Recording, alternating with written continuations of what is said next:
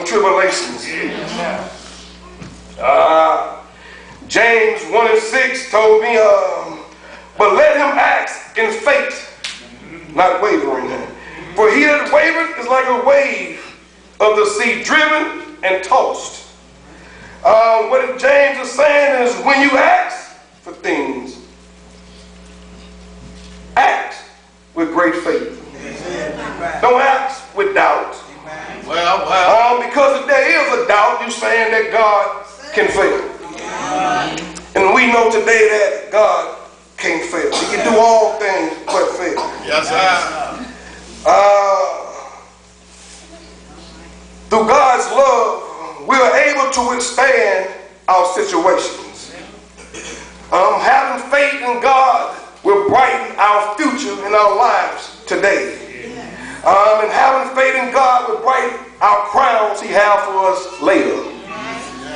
We must be careful and make sure that patience and not passion is working within us. When we're patient, we're not complaining. We're allowing God to care and take care of us in our situation. But passion will come in. And if passion come in, it will cause us to get in the way. Lord, don't worry about this situation. I can handle it. Lord, you get that one, and tomorrow I'll get this one. Or Lord, you take care of the small ones, and I'll take care of the big ones. Or Lord, I don't need you right now. But Lord, God told me, bring it all to you and lay it at His feet. And that's what I'm going to do. And I advise we all do the same. When Jesus come and step inside of your boat, the storm in your life is going to cease. The storm in your life is going to come to a halt. All you got to do is allow Him to step in your boat. The storms in our lives will be no more. Somebody asked me, through all that you've gone through, how do you still have faith? What is faith to you? Someone asked. I told them, faith is things hoped for without being seen. But you have to stay centered in Jesus so He can produce salvation through you. Faith is being completely confident in the Lord. You have to put your hand in the Maker's hand. Hebrews 11:1 tells me, now. All right. Now faith is the substance of things not seen, but the things hoped for. You got to have confidence that the things you hope for, because the promise of God will always stand.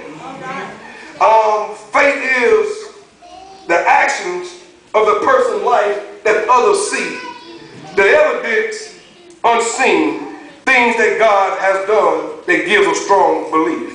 I want to know, is your belief strong enough to get you out your boat? What's your boat, somebody may ask, that Jesus is calling you out of? Maybe it's your work status. I'm a supervisor, or I own my own business, or maybe it's your pocketbook. $1 sometimes make everybody happy, but sometimes we get carried away. Maybe it's your mama and your daddy, or maybe it's that man or woman that you think you're in love with. But what happened is, when you didn't have that man or woman, you prayed to God on a regular basis.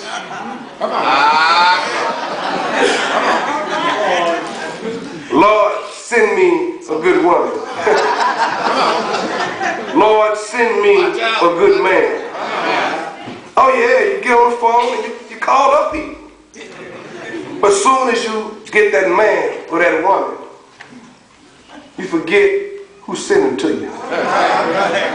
You run into that same individual 2 weeks later, they don't even speak to you. But before God sent them what they want, every time they saw you, they had a word from God. I tell people, I've been preaching for a long time. But God has put it in his form. He said, you like to run your mouth for me. But I want you to know that when God called you out that boat, there's going to be a risk.